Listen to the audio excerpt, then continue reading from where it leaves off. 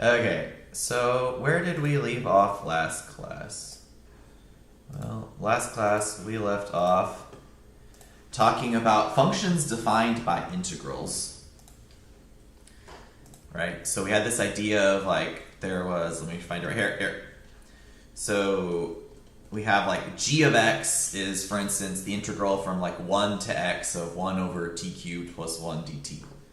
Okay, so what I want to point out is that this function g of x, it starts at 1, right? It starts accumulating area from 1, and what's variable is how far you're going to accumulate the area, right? And we talked about like how to take derivatives of those sorts of functions. Okay, so related to this, there's something called the mean value theorem for integrals that you need to know about that it's the last thing from this section. So the mean value theorem for integrals says this.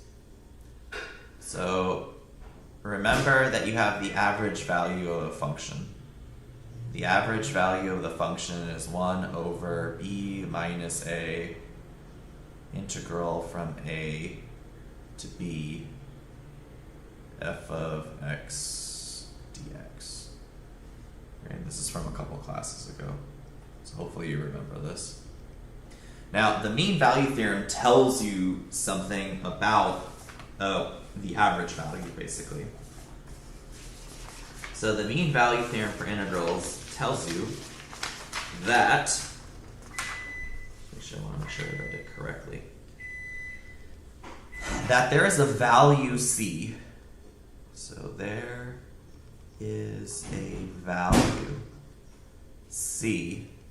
And you know that actually c is between a and b. So c is some value between those endpoints that you calculated the average on. So there is a value c, so that f of c literally equals this average value.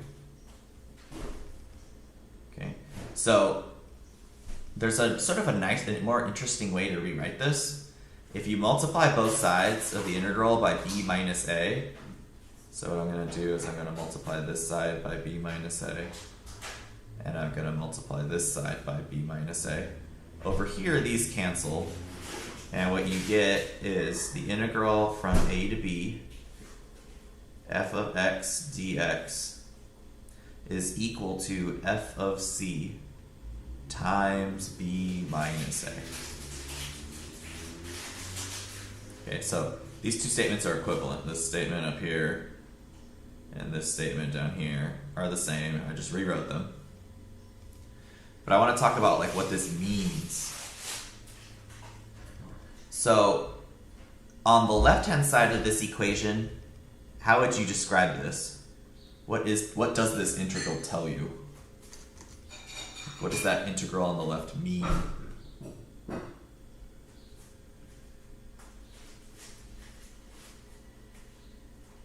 This integral on the left.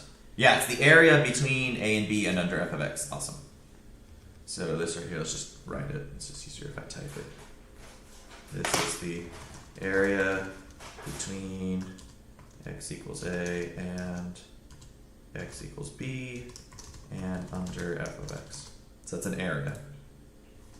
So apparently, this over here is also an area because these two things have to be equal.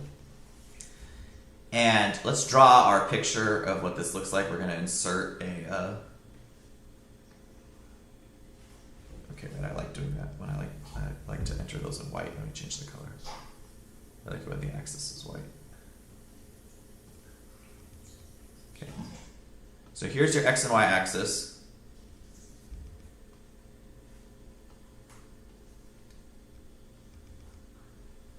Okay, and I hear someone's like unmuted. I'm going to mute you because it's just I hear it clicking. Okay, and here's your function f of x. And you're getting the area between x equals a and x equals b. So this area in red, that's equal to this integral over here. Now, what else is also equal to this integral? F of c times b minus a. And if you look at this, this actually makes a lot of sense, because what is b minus a right here? The number b minus a, it actually means something from this graph. Not graph. Yeah, it's the width. B minus a literally is how wide this is. So this is a width. And f of c right over here, that's a height. And it's a height at a particular value. So it's saying, like, let's say that this is where c is right here. It's telling you that at f of c, which is that high, if you were to draw a rectangle that was f of c tall and b minus a wide, that rectangle would have the same area as the area under the curve. So that's really what the mean value theorem for integrals is telling you. It's telling you that there is a point on the function. Okay, it's not letting me type in the text, and I'm like getting upset. Okay, come on, let me type. I want to type. Okay, I don't want to type there. I want to there we go. So the mean value theorem is telling you that the area under the function is basically equal to the width times the average height of the function.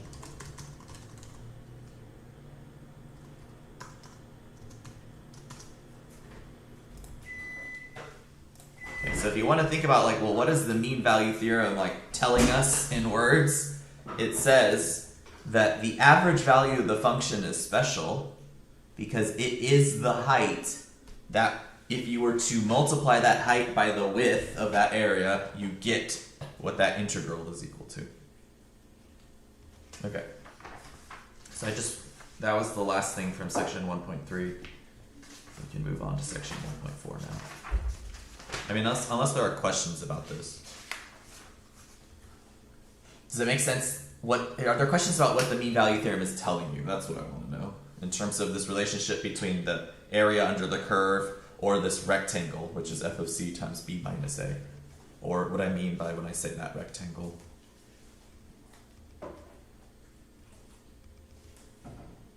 Pause. Drink some tea. The mean value is not the area of the rectangle. The mean value, which is f of c, the average value is also what we called it. If you take this average height and then multiply it by this width, that actually ends up being equal to the area under the curve. The rectangle that I just drew, this one right here, that goes over, that's the average height times the width. And that ends up being the same as the area under the curve.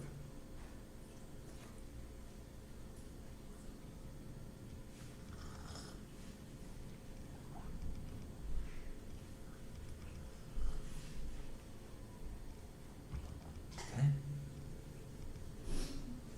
It's going to give people, possibly people are writing or thinking.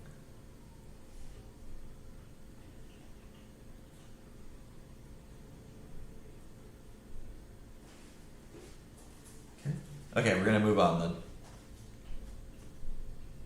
then. Chapter 1, Section 4. Okay, so we're going to talk about something called net change.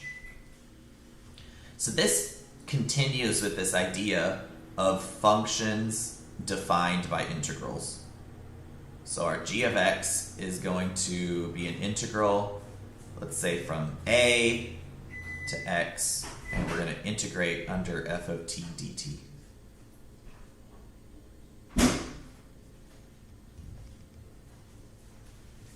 Okay, so you have your, oops, why does it keep doing this? There we go.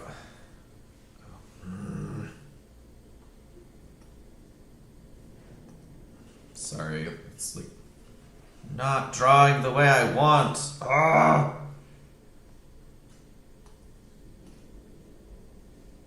Okay, there we go. So we've got our f of t.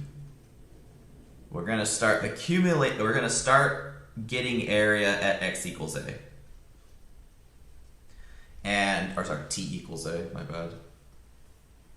Because we're using a t variable for f of t. We're starting at t equals a, this is the t-axis, and we're gonna get area all the way over to some value t equals x.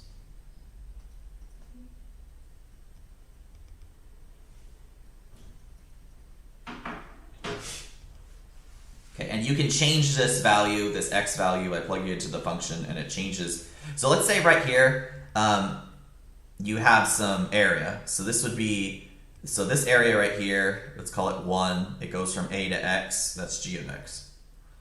Now, what happens if you try to increase the area by a little bit? So let's increase g of x by some amount. Let's call it delta x.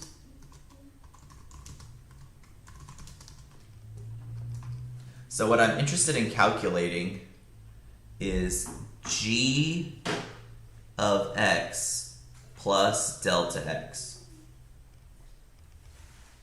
Now, because of how integrals work, we know really what this is g of x plus g of delta x.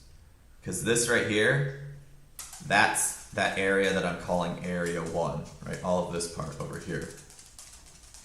Oops. I didn't put delta x on this part.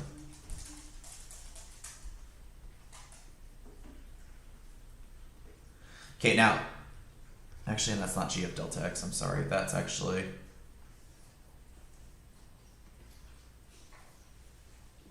here, we'll go through the steps, sorry. So let's look at this. This is an integral from a to x plus delta x. Sorry. I'm like just not able to write today. I really apologize. I like keep on hearing my dog walking around and it's like really throwing me off. Okay. If we talked about this last time, you can split this up into going from a to x, f of t dt, and then you can add to this the integral from x to x plus delta x. What I want to know is there any questions about splitting this up like this? We talked about it last week, last Thursday and Friday. Do I need to explain why that works, or do we remember this? Okay, so Dartha remembers, but other people, okay, at least 2 people remember. Okay, so you have to remember that you can so if we have g of x plus delta x, we're going to accumulate area from a, which is right here, all the way over to x plus delta x, which would be, say, over here.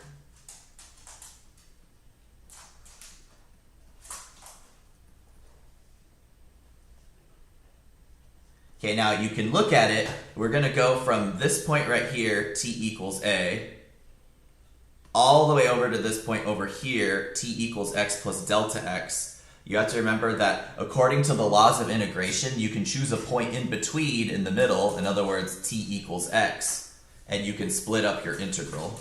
So first, I'm going to go from a to x. That would be this integral, right? You can see that it goes from a to x, and then I'll go from x to x plus delta x. That would be this integral. You see how I go from x to x plus delta x. Do we see that now? Does that clear that up, or should I say more, is what I'm wondering? Or if there are questions about how I did that. Okay, cool. Okay, so you get those two things. Now you notice that this one right here, this is g of x. This other one, we can't really say anything about it. It just is what it is. Let's move that down a little bit. So the one on the left is just g of x. This one over here is integral from x to x plus delta x of f of t dt.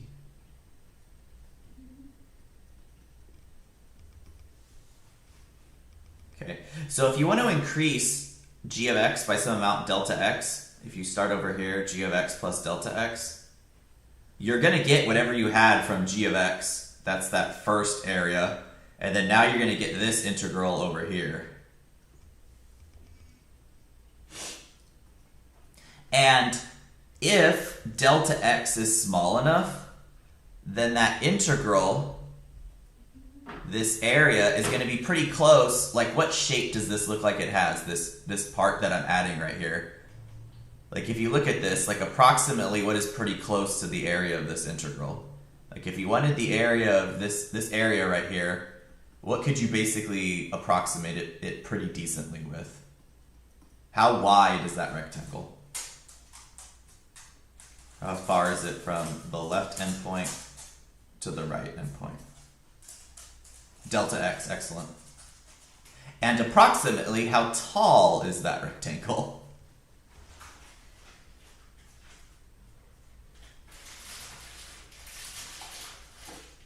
So how tall is said rectangle? Not c. What t value could you plug? Yeah, f of x. You could plug in the value x from right here, and you basically get the height of that rectangle. So what you have is you had g of x plus, well, it's approximate, f of x times delta x.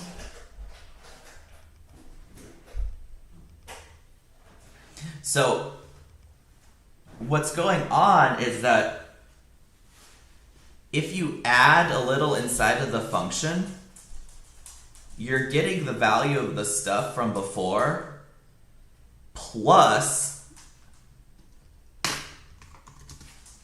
f of x times the width, approximately. So what you're doing is you're sort of accumulating, your heights are determined by f of x. This is why this is called the net change theorem. Because if you look at what's going on, this function is defined by an integral, and do you see how you have f of t inside of the integral? So it's sort of like what you're, oh my gosh, I'm sorry, I have to let my dog out. He just is like gonna bark at me. Go outside. Someone take him out, please. Lotus, can you take him out?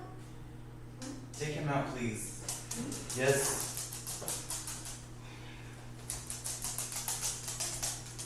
His prancing is throwing me off. I can't listen to it. He needs to go to the bathroom. Okay, sorry. Oh, he's like naked. Yeah, put on his stuff. I know where it is. You're gonna have to work with that. Okay, It's over sorry. here. Back to this. So we call this the net change theorem because what you have going on is the integral, it accumulates area. And if you think about area, you start from somewhere right here and you want to go to over here. And you can think of area as adding together all these little heights times the widths. So like if you draw like a bunch of little rectangles, you get a bunch of these little squares or rectangles, sorry, my bad, I don't know why I'm calling them squares. And we've talked about this before. If you look at one of those rectangles individually, we know that each of them has width delta x, and then some height which is determined by f.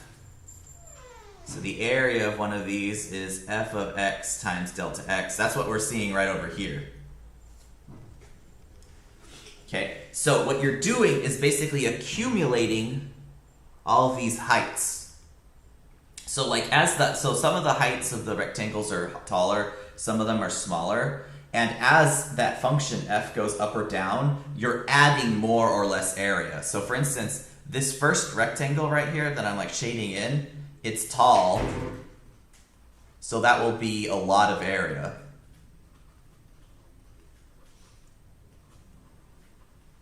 But if we look at this rectangle right here that I'm shading in, do you see how that's short? So that's less area that you're adding as you integrate. So you can think of this height of the rectangle as the rate of change of the integral. In other words, because it's a tall rectangle, the rate of change is big because you're adding a lot of area for that tall rectangle. If the height of the function is short, the rate of change will be small because you're adding a smaller amount of area. In other words, the amount of area you're adding is proportional to the height of the function. I'll just type this. The rate of change of the integral is proportional to the height of the function. And that's what the rate of change formula is basically telling you. Or this is what we're supposed to notice. These functions which are defined by integrals, they increase or decrease proportionally to the height of the function that you were dealing with. Okay, we're going to do some examples.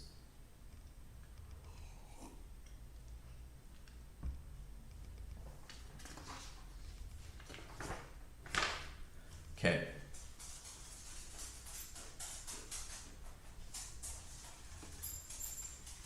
Example. Let's say that our function we're going to be dealing with is v of t, which is velocity. And our velocity will be 2t plus 10. And what we want to do is we are going to integrate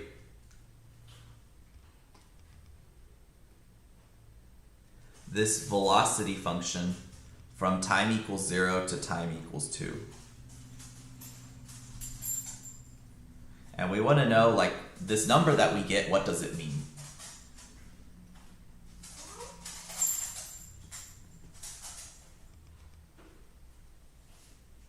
Okay, we're going to explain this by drawing some stuff.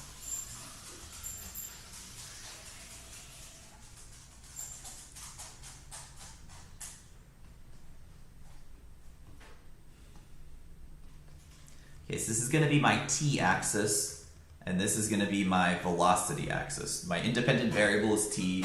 The dependent outcome is the velocity. So 2t plus 10 has a, what's it called? A y-intercept at 10, and it's a line of slope 2. So it looks, I don't know, something like this. It's not really to scale, but good enough.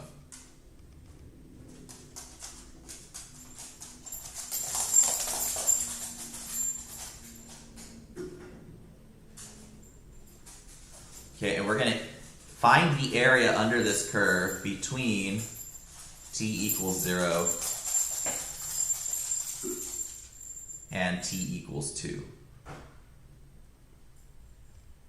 Now, this is sort of the interesting thing. As you're starting right here,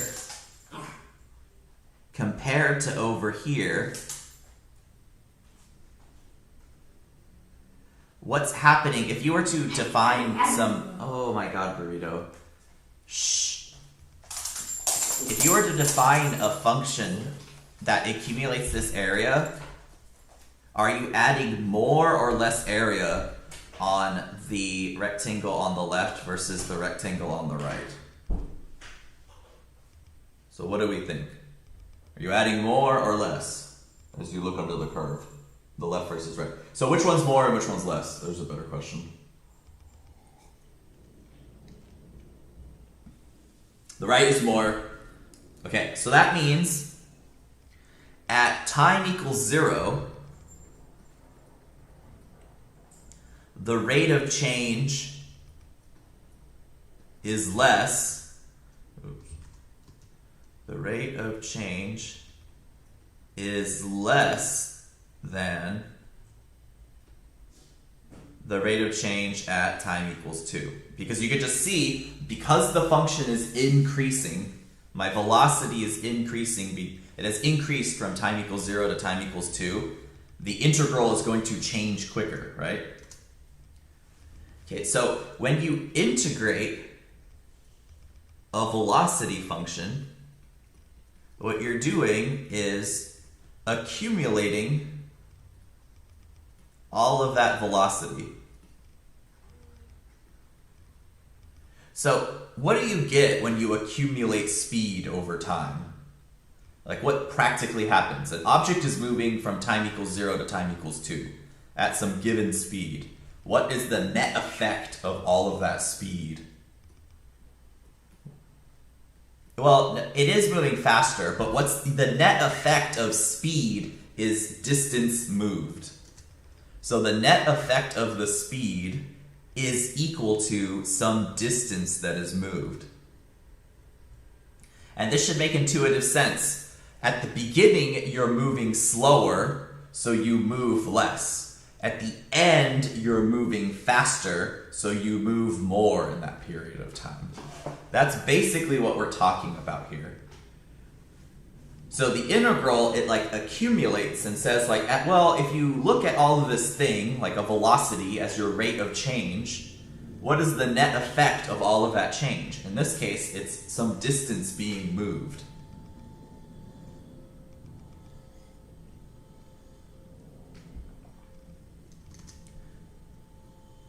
And I'm just trying to like draw and show you how like, well, because the rate of change, your velocity is lower at time equals 0 compared to time equals 2, there will be less movement here compared to more movement over here, right? Because you're literally going faster. This all comes back to, it's a net effect, which is a distance moved. So like to practically solve this problem, what do we have to do? Well, we're going to integrate from 0 to 2. Our velocity is 2t plus 10 dt. What's our quick, easy way to actually solve integration problems instead of doing a limit of a Riemann sum?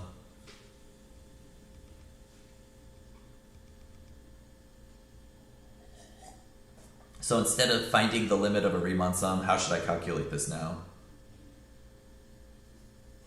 Yeah, the fundamental theorem of calculus. So we're going to do f of 2 minus f of 0. Now, what is this big F? What do we call this thing?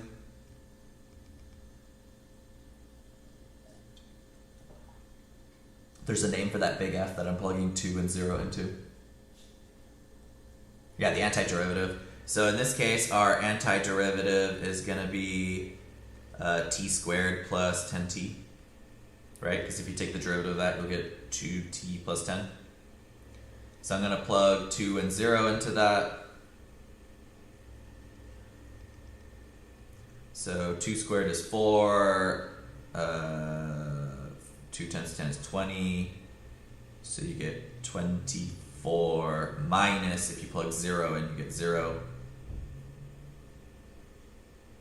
So apparently, if your velocity is given by velocity equals 2t plus 10, if you track that velocity from time 0 to time 2, you will have moved 24 units.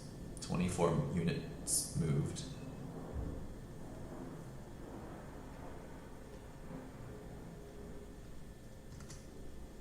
As a net effect. You accumulated, or what was the net effect of all this velocity happening over that time period? That much movement.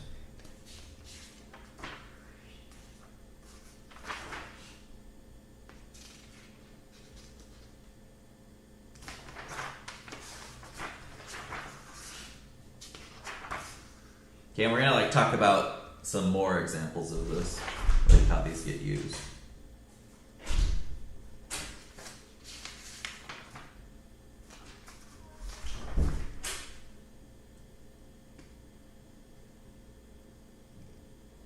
So let's do another example.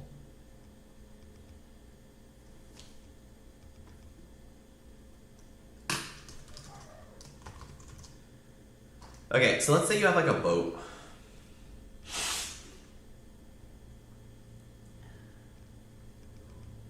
So let me like draw a little sailboat here.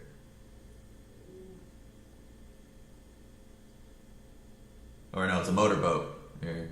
So here's that motor, and here's like the propeller, and then like here's the water. Okay, so if you were to weigh this boat, let's say there's like one person in it. Okay, maybe I shouldn't have him standing on the boat like that. Let's make this look a little more realistic. He's probably sitting. So he probably looks like this. We'll just assume it's a guy. Okay, what are the three major actually probably four major components of the weight of this boat? So what are the things that will contribute to the weight of this boat?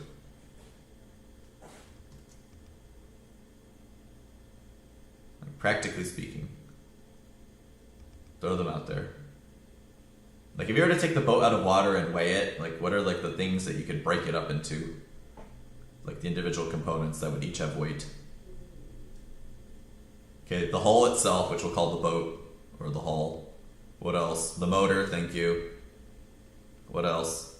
As drawn. So we got the hull, the motor. There's two more things. Okay, let's say the propeller is part of the motor. Good point. The fuel, thank you. And one more. As drawn. There's like one more, the dude. Okay, so as you use the boat, does the weight of the hull change? Like as you go and motor around on the lake, does the weight of the hull change? No, so that's constant. Does the weight of the motor change as you motor around? No. Does the weight of the dude change appreciably as you motor around? Does the amount of fuel change at plus 10 beers? Nice. Does the amount of fuel change as you motor around? Yes. So this one, the fuel is changing.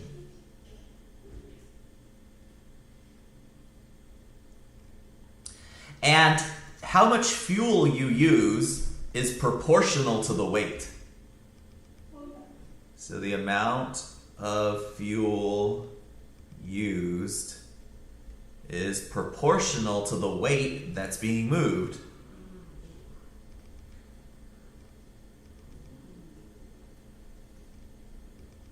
So if the amount of fuel used is proportional to the weight being used, as your boat motoring around, do you use more or less fuel? And why? So you use less fuel because what? Do you know this is actually also a problem with rockets? So if you look at the rocket, the same thing happens. Part of your rocket is fuel. You start off with like a bunch of fuel right here, the part that I've highlighted. And what happens when you start the rocket? Literally.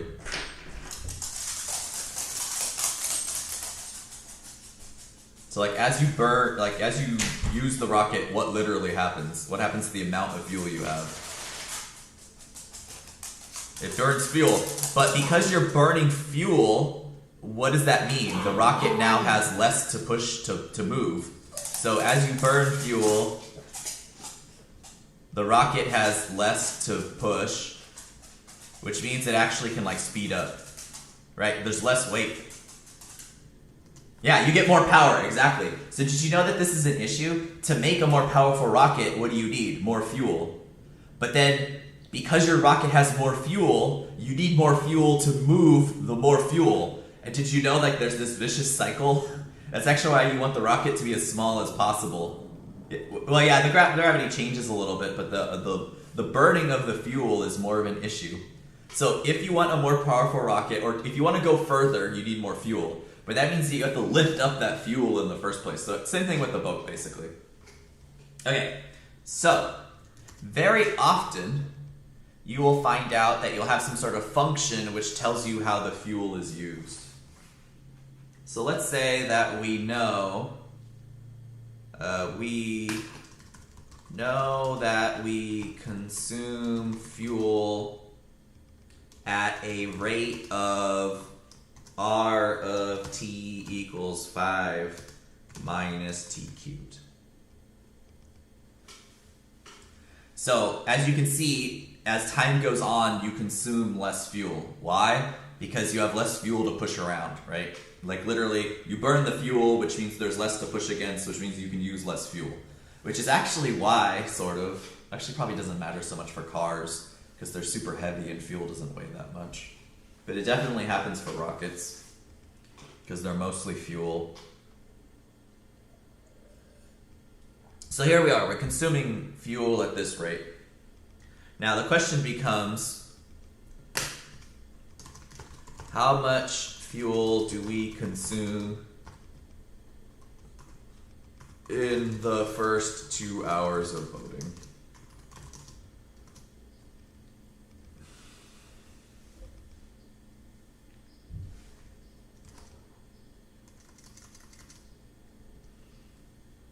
Okay, so that's what we're going to talk about.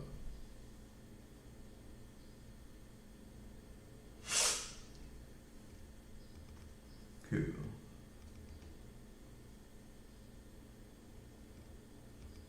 Okay. So does this idea make sense, what we're talking about?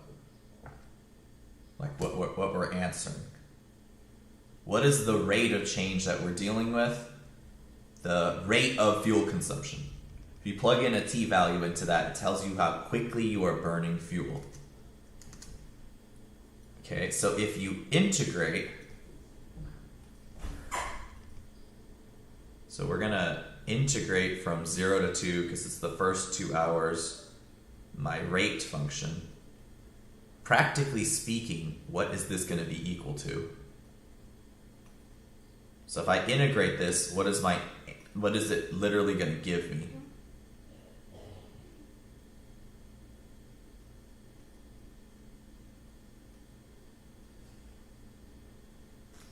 So this integral, if I integrate it, what is it going to give me, practically speaking? Like, how would you describe it in words? My rate is the rate of fuel consumption, so if I integrate that, how should I interpret the number that I get? Well, it has a negative graph, so it's decreasing. The rate is decreasing. We'll talk about that in a moment. But I'm asking, if you integrate this rate, and this is the rate of fuel consumption, what will this number be equal to? Like in words, how would you describe it? Like this rate is the rate of fuel consumption.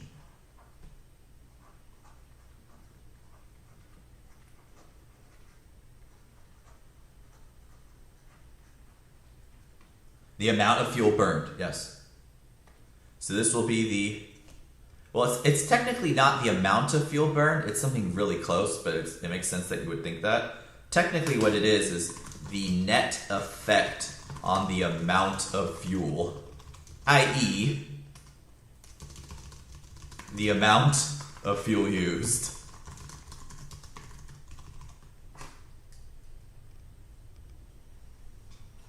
Which is basically the same thing.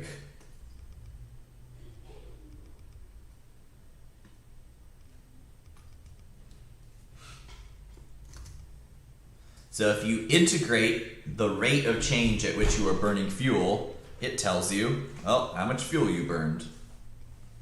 Well, the net effect, the net amount of fuel used.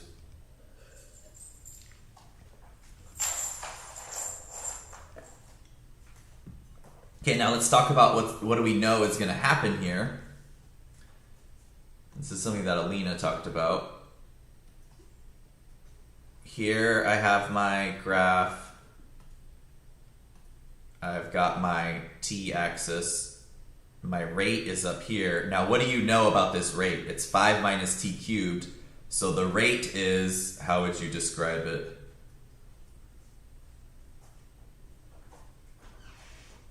It looks like this, right? Because you have the rate is 5 minus t cubed. So as you start out here at time equals 0, you're burning 5 units of fuel. But like at time 1, you're burning 4 units of fuel per unit time. At 2, what's 2 cubed? Actually, what do you get when you plug in 2? I should have probably been more careful. So what do you get when you plug in 2 to this thing? Yeah, you get a negative number, which makes like no sense. So at some point, like you run out of fuel, right? So like when is 5 minus t cubed equal to 0? When is the, yeah, infinite fuel. Exactly, that's what I was thinking. Like the infinite fuel means somehow you're getting more fuel. But negative t cubed equals negative 5. So like this number right here is the cube root of 5. So that's how long apparently you can motor around before you like run out of fuel. You definitely can't go 2 hours because you run out. But the fact is, as time goes on until you run out of fuel, it takes less fuel to move you around. Right? Why is that? Because, like what we were talking about earlier, this rectangle up here is going to add more as a rate of change compared to the rectangle up here and so on. Right? Does everyone see? Remember how I said the value of the function, the height of the function is going to be proportional to the rate of change. So because the value is getting smaller, the rate of change is going to get smaller. In other words, you're using less fuel. Okay, so we have to go and calculate this. I'm going to integrate from 0. Oh, wow, they want us to go from 0 to 2, so how is this even going to work?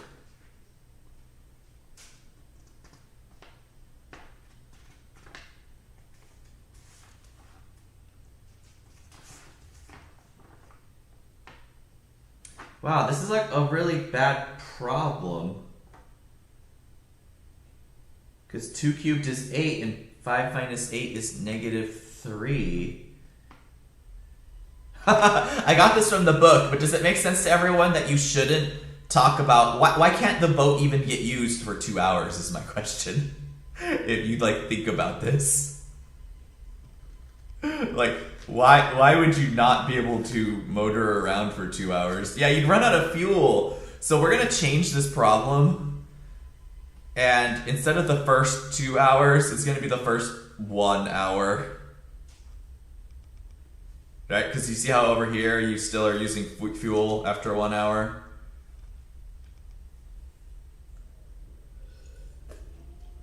This problem's actually solvable. Like, you know, it makes sense.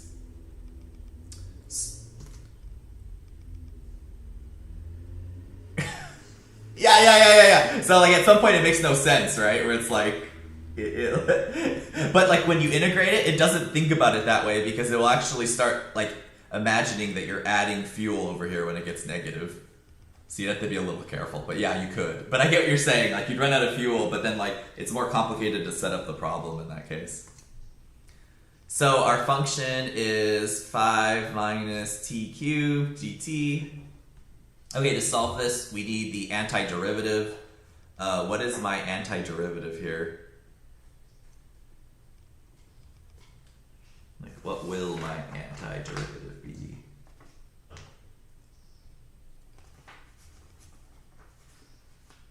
The antiderivative of 5 is 5t. But what's the antiderivative of minus t cubed? T to the fourth. 5t to the fourth. T to the fourth over 4. Yeah, that part. Cool. So now you can plug this in. you get 5 times 1 minus 1 to the 4th over 4 minus, and we'll do the other part in red, 5 times 0 minus 0 to the 4th over 4. Okay, that's 0, 0. You get 5 minus a 4th, which is 4 and 3/4. So whatever you use, 4 and 3/4 units of gasoline or fuel. Boom. Yay. Okay, but the thing to learn here is the interpretation. Okay, you're integrating a rate that gives you the net effect of that rate over time. That's what I want to know if there are questions about that.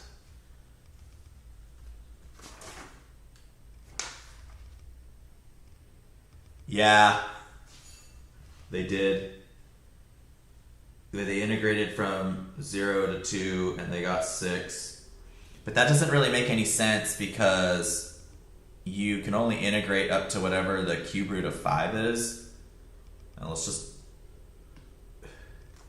So like, yeah, like what is that? What is the cube root of 5? The cube root of 5 is... Let's just find out what that is as a decimal. So 5 to the 1/3. That's 1.7. So it really only makes sense to, after 1.7 hours, you start somehow magically adding fuel, which is sort of stupid.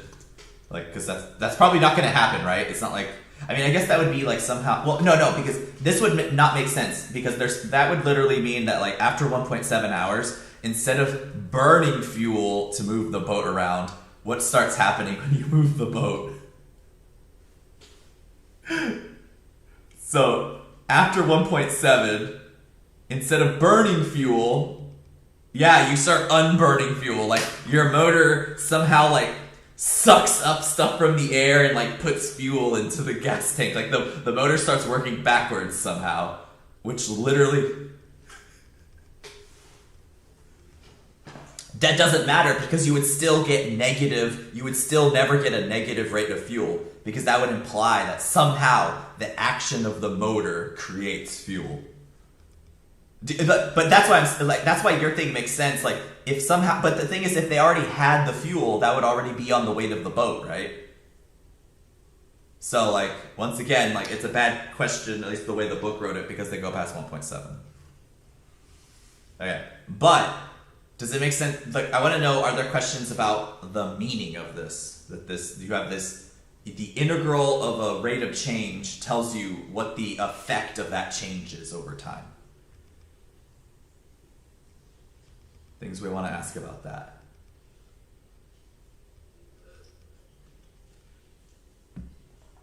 Okay, do you know what? In that case, we're just going to end early today.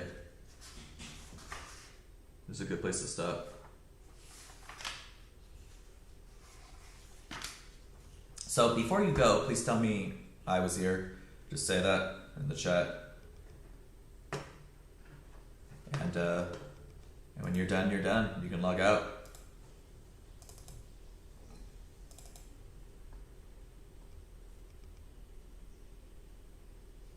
Have a good rest of the day.